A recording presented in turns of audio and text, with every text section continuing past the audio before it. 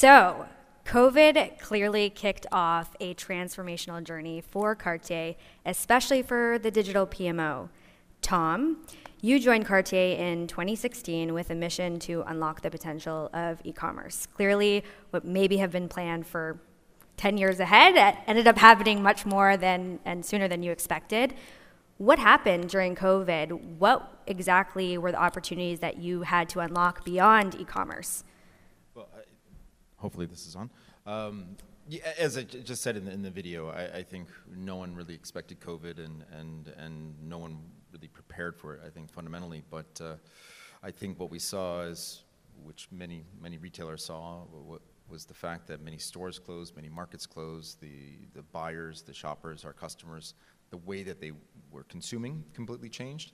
And then on top of that, even how our internal employees changed. You know, we weren't going to the boutiques, we didn't have staff in the stores, we were working remotely.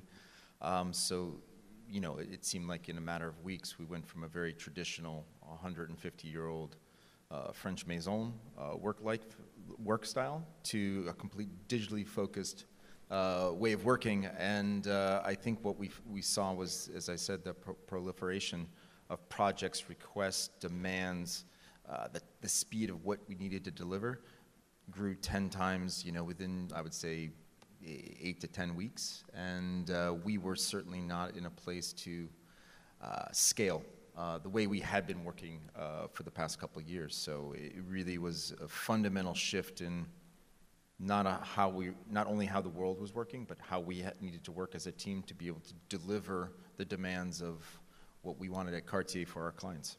It's wild. And Erica, from your perspective, I mean, when you joined, the team that you were working in, even, I mean, you were one of the first to be part of the project management office. Things were much more simple, right? You know, if someone sent in a request, it might be in one format with a little bit less information than you needed. Someone would send something else with a little bit too much information, but it was manageable, right? And then all of a sudden, things changed. Things got extremely big. Tell us a little bit about dealing with the demand management that was, you know, extreme, and what were the consequences of that? Yeah, I think one of the biggest things that Monday was able to help us do is to standardize the way that we received requests. Because as you're mentioning, and I know I've said this before, we would sometimes get teams that would send us their requests, and it would be 60 slides of a PowerPoint, and you know, if anyone wants to read through 60 slides of the PowerPoint. And then sometimes we'd receive an email from a different department saying, hey, we've got this really good idea for a project, and we'd like it implemented in 6 months. And it's about a watch strap. So you just had these varying levels of, you know, information that we'd receive in requests, and we needed a way to simplify and to standardize that. I'm sure a lot of people in the audience can relate to many different requests coming in different formats and all of that. Clearly, also that you said, you know, the need to standardize. And on the other hand, like a lot of different things shifted because your team changed, it grew. There were different projects that were really new to Cartier overall. And Tom, you brought in a consultant with the mission to handle interpersonal relationships and change management. What was that like? What did that consultant provide for your team? Well, I think, as Erica said, when you start looking at a business like Cartier's, which has been established for over 100 years, there's a certain way of working. And as we saw through COVID and now on the outside of that, the way to work prior was, dare I say, accepted. And it was the way the culture worked. And when you go through such a transformation that's forced upon you, you have to rethink the way you work.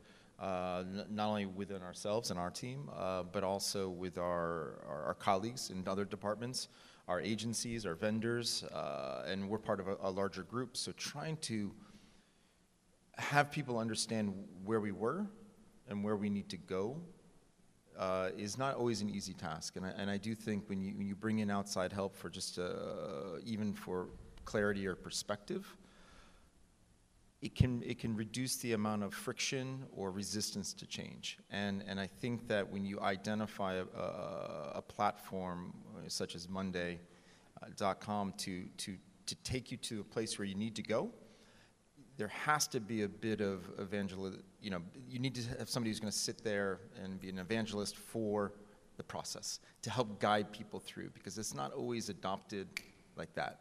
Even if the power of the software is there and the results could speak for themselves, you have to, as I said, I think you have to lead people slowly, get some quick wins, demonstrate that it is a powerful, productive platform, and then the change will come. But it was good for us to have a little bit of a third party or an outside ear or voice in our standpoint to help us at least start that communication process on that journey. Yeah, it's so true. And I think one of the things, the topic of this conversation is pairing elegance with efficiency. And what I find really interesting is, Cartier is obviously associated with elegance, and monday.com is associated also as being a very visual platform. How, Erica, do you think the visual aspect of the platform influenced in the way that people responded to the platform? Yeah, absolutely. So I think, I work in project management. And project management, sometimes when you're not working in project management, can seem kind of like an unsexy, very technical, not necessarily a fun type of job. And it's actually very fun.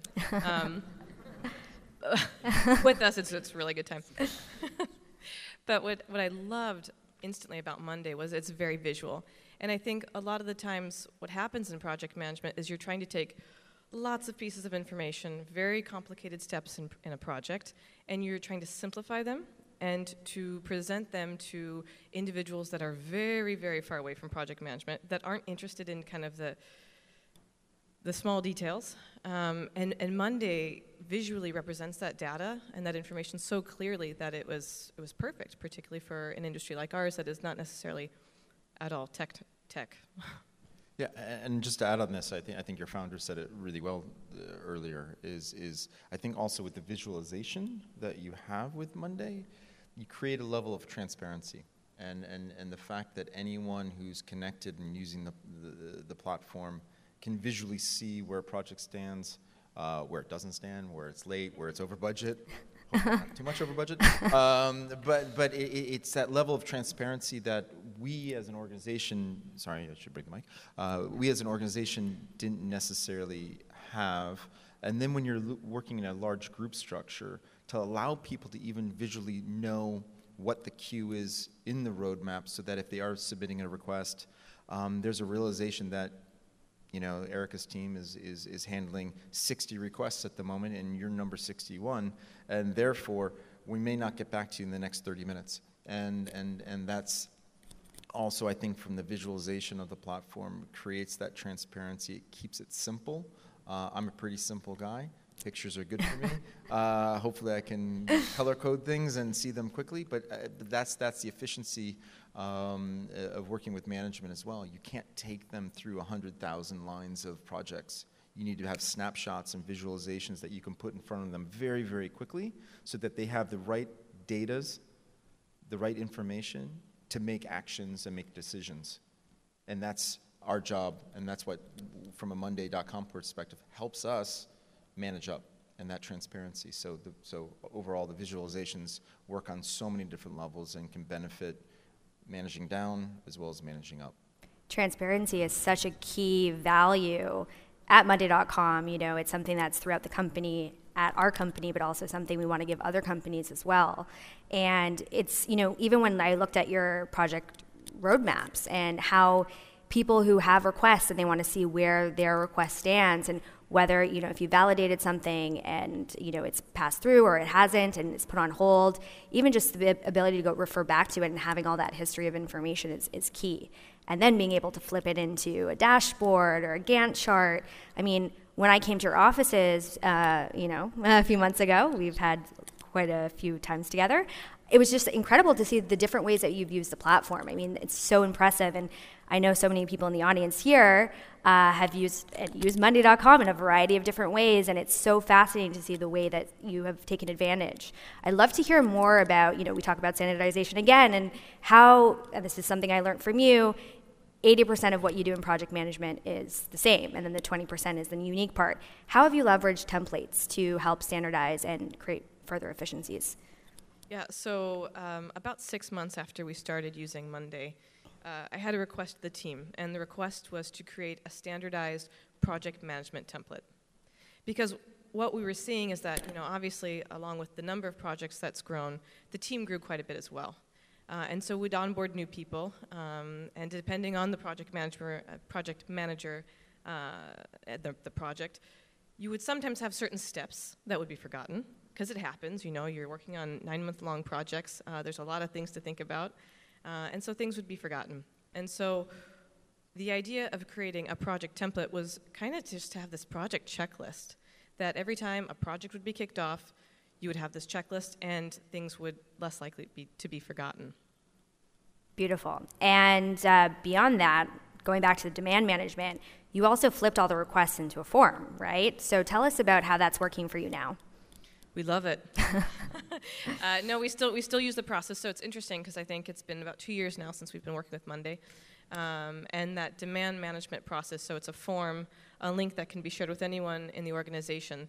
They fill it out, and then it goes into our backlog. And this really goes back to the visualization and the transparency topic. Again, you get requesters that send you a project request, and then they want an update, 3 days later.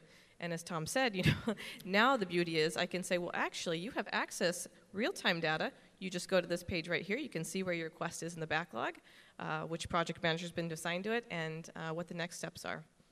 Yeah, I'll just add on that. I think the other thing that the forms have done, at least from my standpoint, is it puts a discipline in place. I think we see this all the time. I have in my career where you'll get these half-baked emails saying, "What do you think about this project? Could we do it? How much does it cost? Hit me back." And I'm like, okay. And then another email comes through, and it's a dossier that's 50 pages long.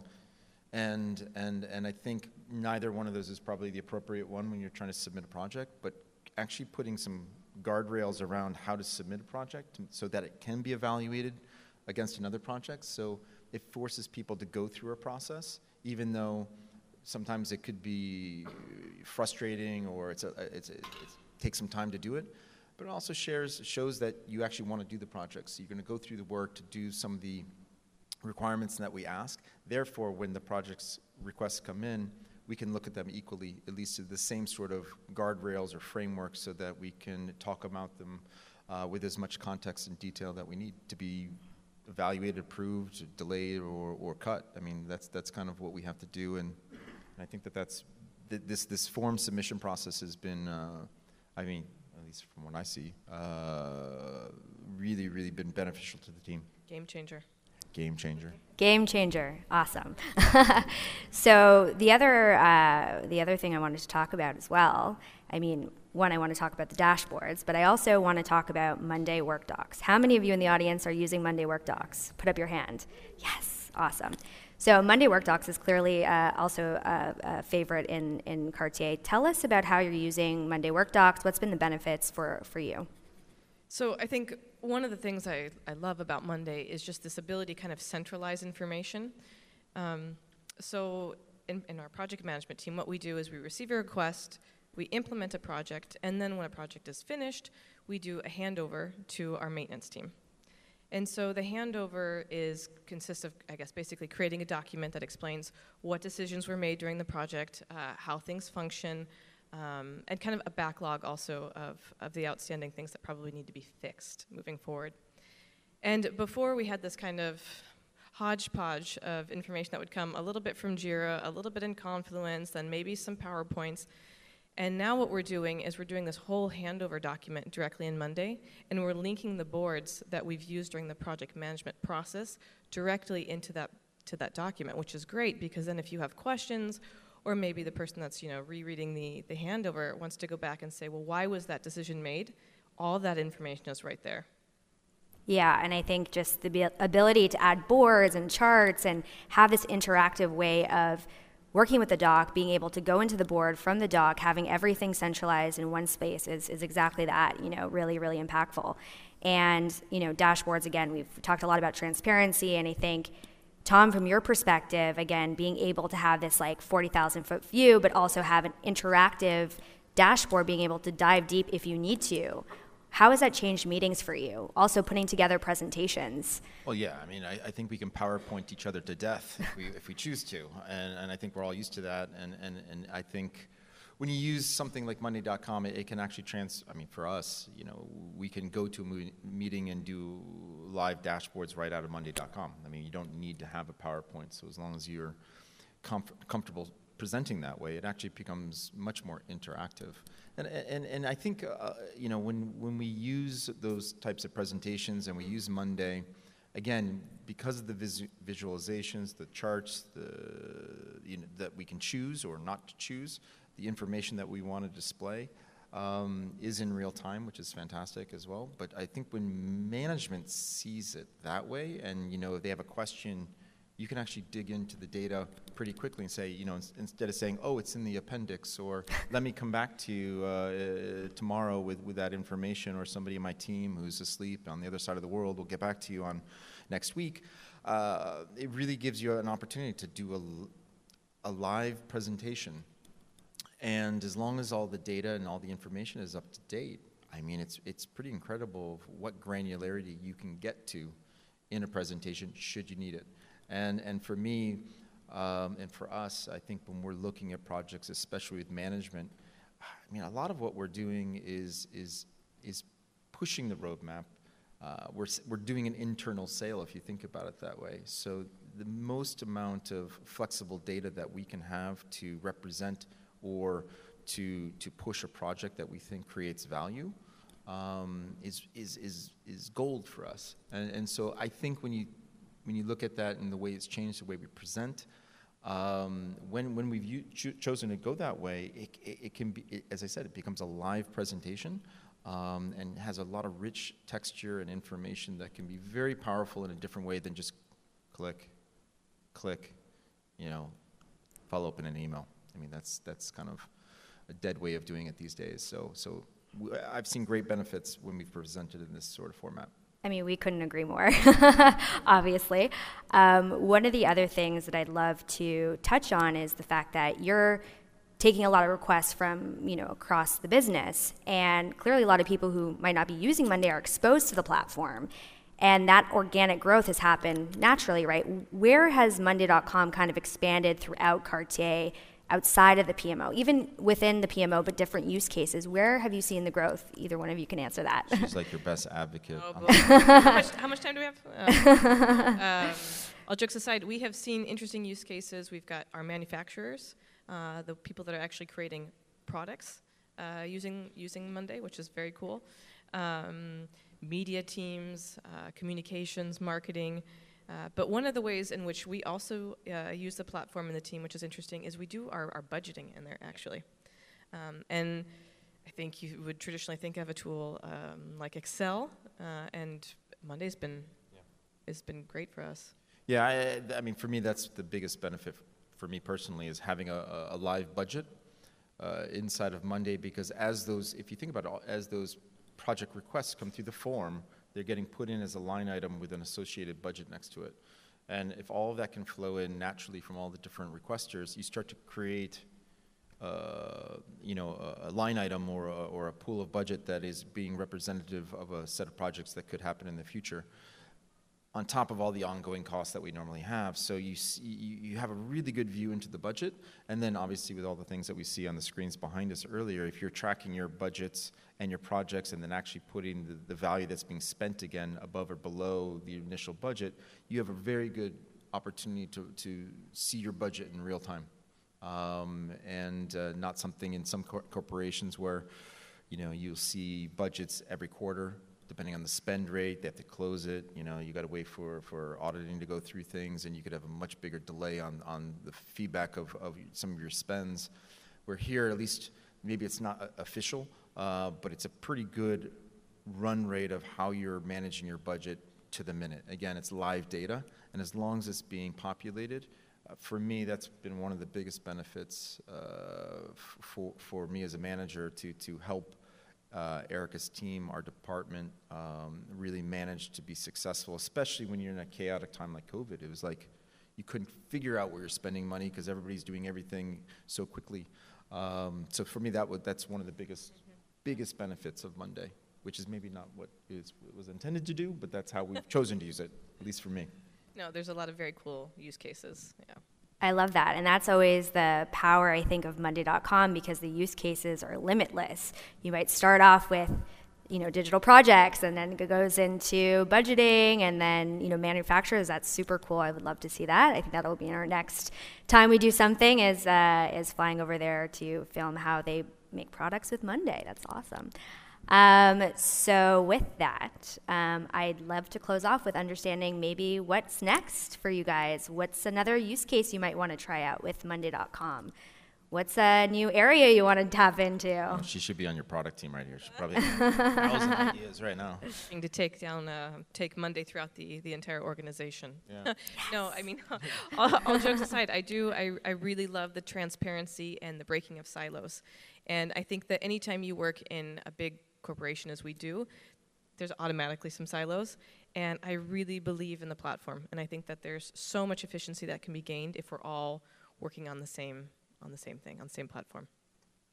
Beautiful. Yeah, and I'll just echo on what Erica said. It's, when I look at a platform like this, and you have to use it with baby steps. You can't just come crashing in and saying, okay, we're going to take over the world with this thing. It's just not realistic in a large corporation. But I think when people start seeing the usage, even with a product request form, there was one isolated instance. Once you get through the people who are grumbling, oh crap, I'm gonna go fill out this form, they start to see the benefit. And then from there, I think you can gradually kind of move the beachhead, step by step, with new projects, new forms, new ways of using it. Obviously with budgeting, where, in my case, that's what I love, the charts and whatnot. But I think what Erica's been able to do is she sells it very well. She's selling the monday.com vision throughout the organization of why it's so important that everyone's on the same page, physically or digitally, because it's about the transparency. It's about people understanding that if you want to communicate with our department, at least on the project level, this is the language that we speak. And we've been able to move away from some teams using Excel, some teams using PowerPoint, some people using Teams, whatever it's going to be, to really rationalize and standardize the way that we communicate, at least in this space. And that's why other departments have been coming to us, because they're, my team hears me say this ad nauseum, is that, your team's department is about your reputation, and people either want to work with you or they don't. They may have to work with you, but sometimes having to work with people is not always a pleasant experience, I'll put it that way.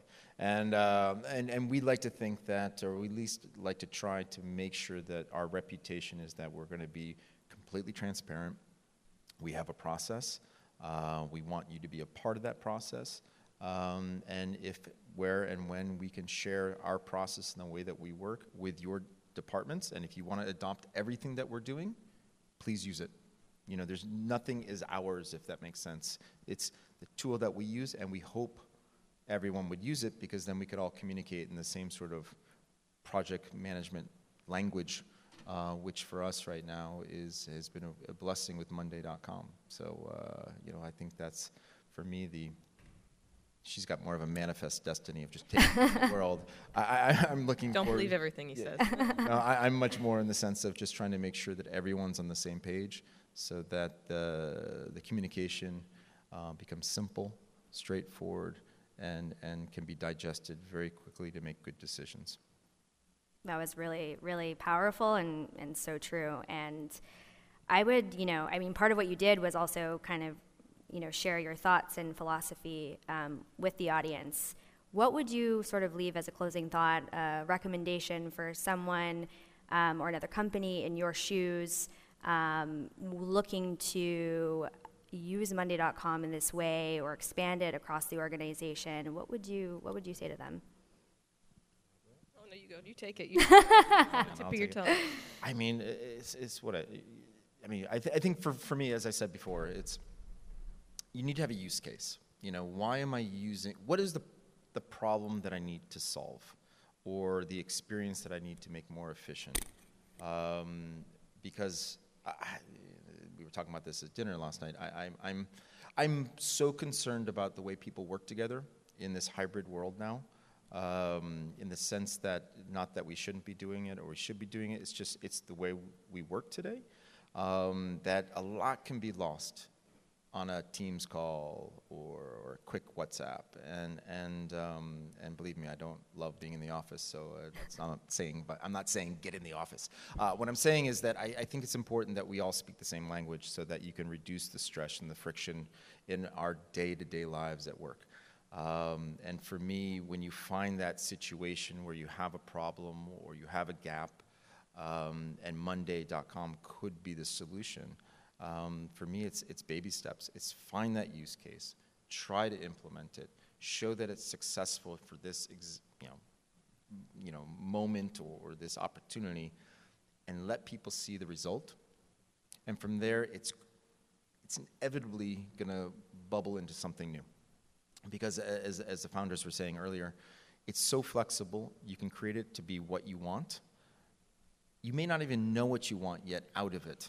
And it's through the journey sometimes that you're going, put in a swear word there, oh my God, this comes in, let's use it for this, and totally, pervert what we were trying to do from the beginning, and we've gone tangentially 90 degrees the other way. That's going to happen. But for me, for that to happen, you need to have the first moment with the light bulb for the teams to go, this is what we need. And from there, I think then it's up for the teams to be creative to see how they can execute it further. But for me, tackle one problem at a time, and from there, the rest will grow.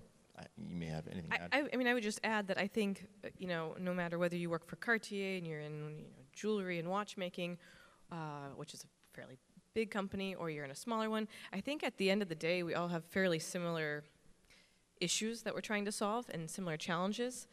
So I think, the flexibility of the platform allows us to adapt very quickly based on the different needs. So I think there's always that use case there. If you need help finding one, I'm available afterwards to convince you. I think that's the best, yes, exactly. The best way to end this chat. Thank you both so much. Always a pleasure. And thank you all. Give it back to Ben and Will. Thank you.